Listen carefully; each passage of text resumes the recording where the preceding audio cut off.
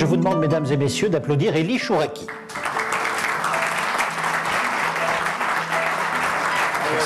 Merci beaucoup, je vous en prie.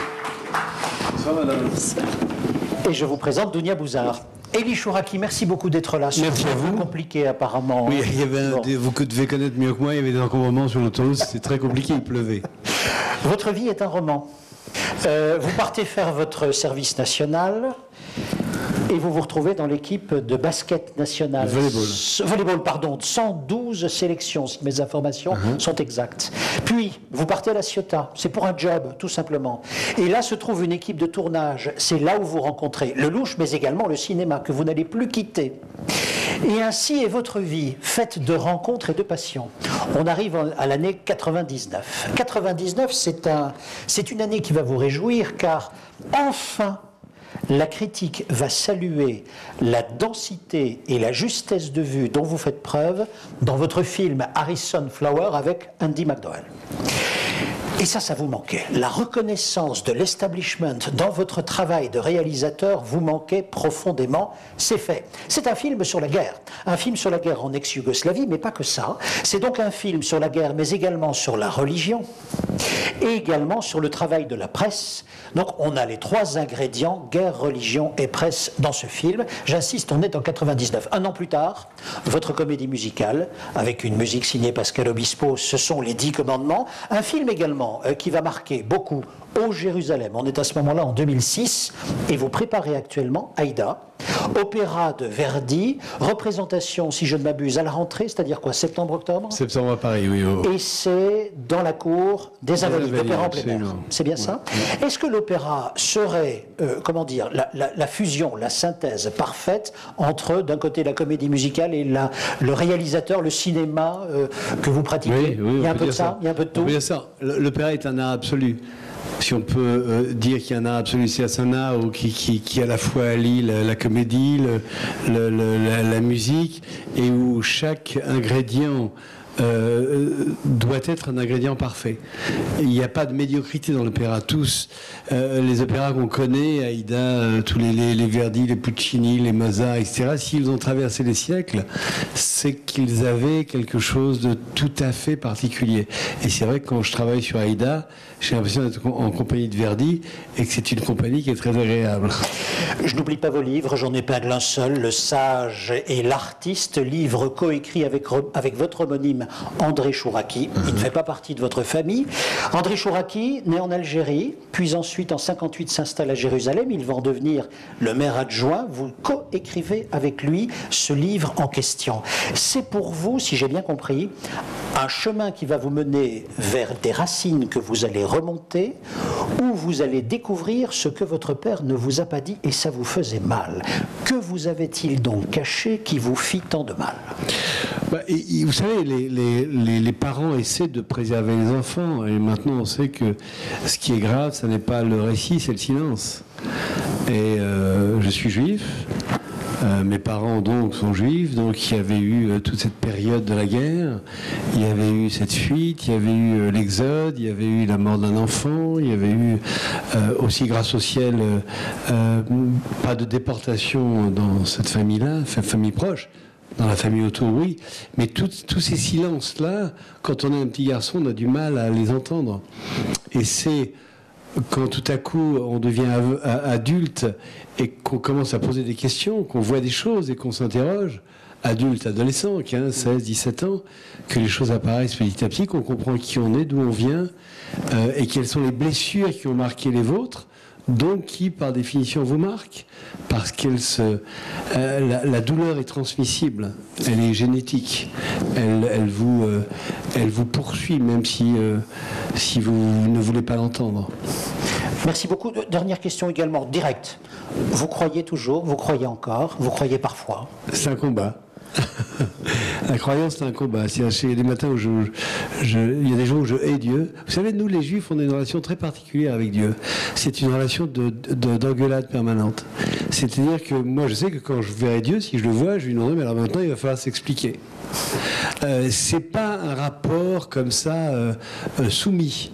On n'a pas Dieu et on ne dit pas toujours oui, bien sûr, vous avez raison, etc. Non. c'est une discussion permanente. C'est ce qui fait d'ailleurs que nos rabbins, nos prêtres à nous discutent, s'interrogent sur ce qui a été écrit, s'interrogent sur tout ce qui a été fait dans la religion. Donc moi, c'est vrai que je crois, je ne crois plus. Il y a des choses qui me paraissent totalement irraisonnables, et puis, paraît-il, les voies du Seigneur sont impénétrables, donc parfois je m'y soumets. Au moment où vous êtes arrivé, Dounia Bouzar était en train de nous dresser le cadre de la laïcité de façon d'abord très exemplaire, quelle est la loi fondamentale, et puis ensuite avec ses déclinaisons en entreprise. Pour rejoindre le débat où nous en étions, question simple, vous êtes réalisateur. Quand on est réalisateur et que vous êtes sur un plateau, vous dirigez combien de personnes? Vous en avez combien? 200. 200. Donc vous êtes dans une PME, vous êtes patron d'une PME. Oui, je suis patron d'une grosse PME parce qu'il y a ceux qui sont sur le plateau et puis il y a tous ceux qui sont autour. On est 1000 à peu près. Hein. Voilà. Entre les laboratoires, les fournisseurs, etc., il y a beaucoup de monde. Parfait. Donc du coup, vous est-il déjà arrivé de voir un télescopage brutal entre d'un côté le travail en cours qu'il faut accomplir, c'est prévu, c'est dans l'ordre du jour, et d'un autre côté, un acteur, un réalisateur, je sais pas, une personne qui se trouve sur le plateau qui vous dit, écoutez, moi non, je ne peux pas, ma religion me l'interdit, je ne fais pas. Ah ben j'ai eu le pire, moi. C'est-à-dire j'ai eu Daniel Lévy dans les 10 commandements, qui est le chanteur qui joue Moïse, et qui me dit, mais moi je ne chante pas à Shabbat. Je ne chante pas vendredi soir, samedi midi, samedi soir, il n'en est pas question. Bon, vous faisiez vos représentations quand? Le vendredi soir, le samedi, en grande partie. C'est-à-dire qu'on avait 8 représentations par semaine, mais on sait tous que le samedi soir, le vendredi soir et le samedi soir sont les grosses représentations.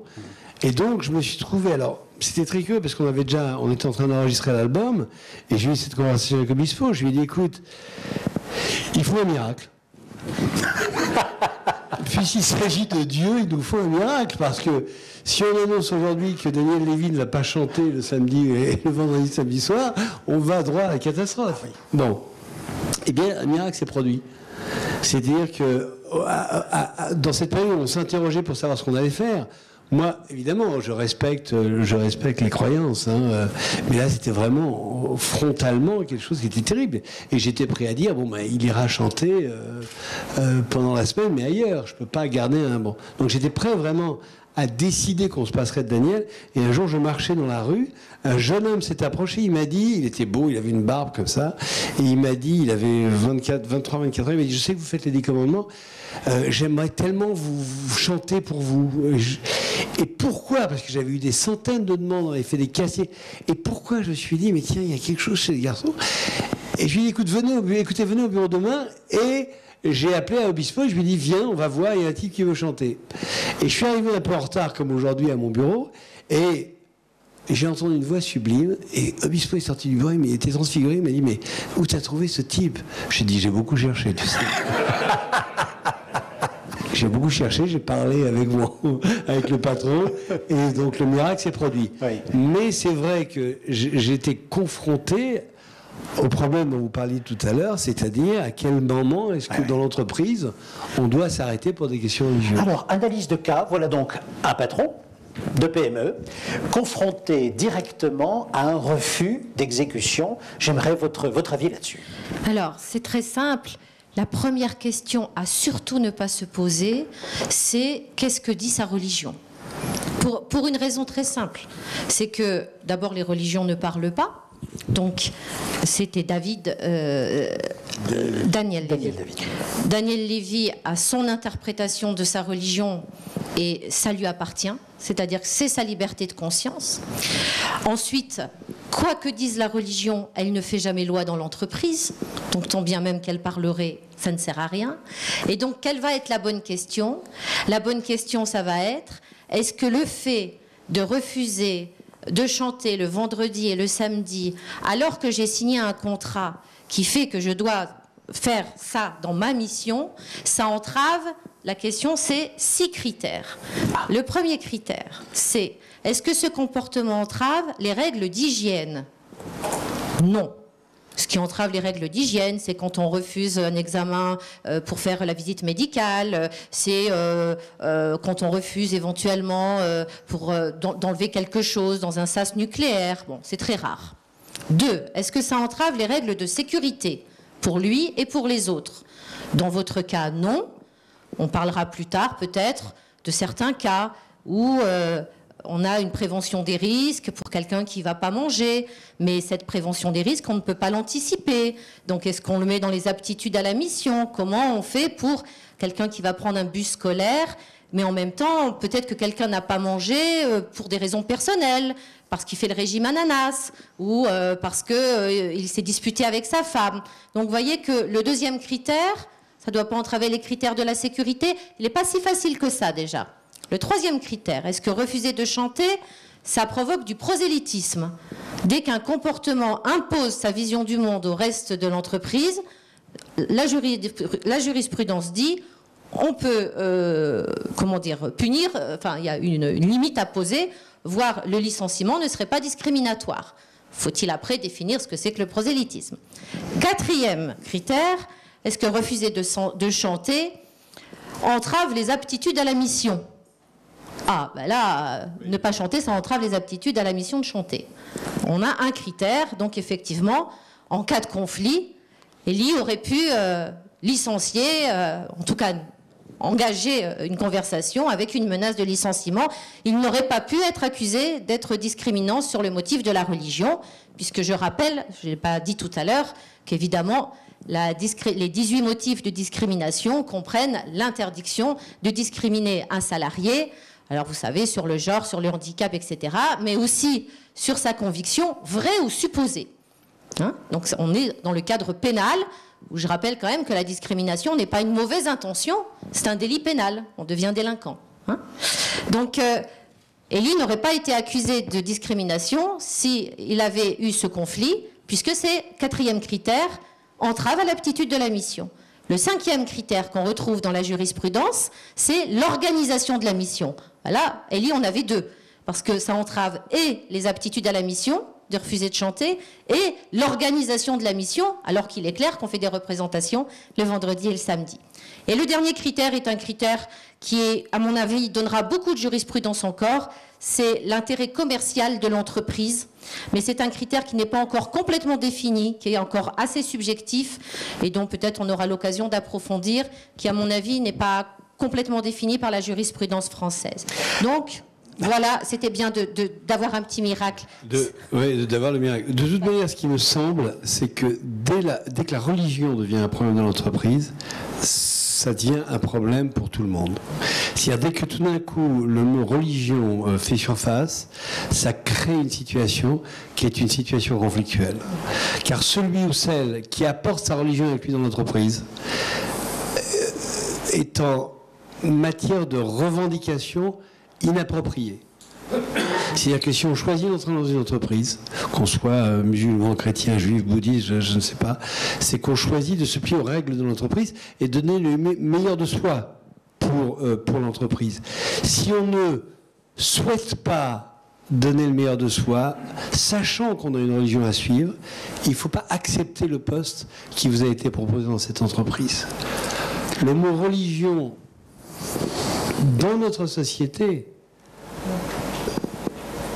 est une problématique de mon point de vue qui va devenir de plus en plus grave, et j'espère, je ne le souhaite pas, mais je pense tragique, si on y prête garde. Je pense qu'il faut être extrêmement attentif à préserver notre laïcité au quotidien pour que jamais cette religion ne vienne entraver nos libertés et ne nous pousse. Vous savez, je dis souvent, moi je suis juif, mais pour moi la France, c'est un village et des clochers. Pour moi, un village français, c'est des clochers. Moi, c'est l'Angélus, c'est la cloche de midi. Et pourtant, j'ai été élevé dans ma religion. Donc, si vous voulez, je ne m'autoriserai jamais en France à dire, par exemple, alors d'autres ne raisonnent pas comme moi, mais à dire c'est de ma religion qui doit être la religion principale. Bon. Donc, si vous voulez, je pense que c'est la même situation dans l'entreprise. L'entreprise, c'est une entreprise qui, par définition, est laïque. Si on apporte sa religion avec soi dans cette entreprise, on est déjà créateur de problèmes. Alors attendez, j'aimerais la précision. L'entreprise est laïque ou pas? Alors, l'entreprise relève du droit privé, et public ce qui relève du droit public, et public les institutions publiques qui représentent l'État qui relèvent du droit public. Donc on va avoir deux lois différentes, une pour les fonctionnaires, une pour le salarié du privé. Bien entendu, la loi impose la neutralité aux fonctionnaires justement pour que l'État soit neutre, prouve son impartialité vis-à-vis de ses citoyens qui, eux, ne croient pas, croient en ce qu'ils veulent, et ça ne s'applique qu'aux fonctionnaires. C'est bien ça la difficulté. Ce qui implique que le fonctionnaire, par exemple, dans son habillement, ne peut pas... Ne doit manifester aucunement ses opinions philosophiques, religieuses et politiques. Et si je me transpose maintenant dans l'entreprise, cette particularité-là... Il a le droit tant qu'il n'entrave pas la liberté de l'autre.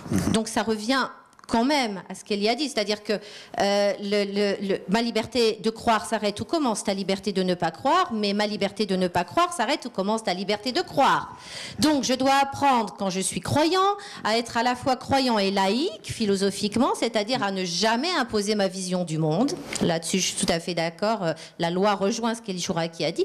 Ma vision du monde, je ne dois jamais la considérer comme supérieure, non seulement ne pas l'imposer, mais ne pas la considérer comme supérieure, car dès lors que je considère que ma vision du monde est supérieure, je vais de toute façon avoir un comportement qui va commencer à rentrer dans le prosélytisme. Mais là, on est en France. Je suis dans une grande entreprise qui envoie des consultants à travers le monde. 5 managers reviennent d'Angleterre et vont voir leur chef en disant « mais en Angleterre, figurez-vous qu'ils ont carrément une salle pour faire la prière, ça les ressource encore plus, ils sont encore mieux dans leur peau, alors ils sont encore plus fidèles à leur entreprise, ils bossent 10 fois mieux parce qu'ils ont pu faire leur prière. Alors pourquoi nous, en France, on n'a pas le droit ?» Alors on explique. On explique que en France, c'est pas tout à fait la même chose, qu'on n'a pas la même histoire, qu'on n'aime pas segmenter les gens sur une seule référence, qu'on n'aime pas voir un musulman, un juif, un athée. On aime bien voir un réalisateur, une chercheuse, un manager ou une mère de famille ou même un chômeur, mais que d'abord, c'est la philosophie du citoyen universel, et puis en plus de ça, ça nous rappelle des mauvais pans de l'histoire quand on a réduit des gens à une seule de leurs références. Et c'est l'histoire de France.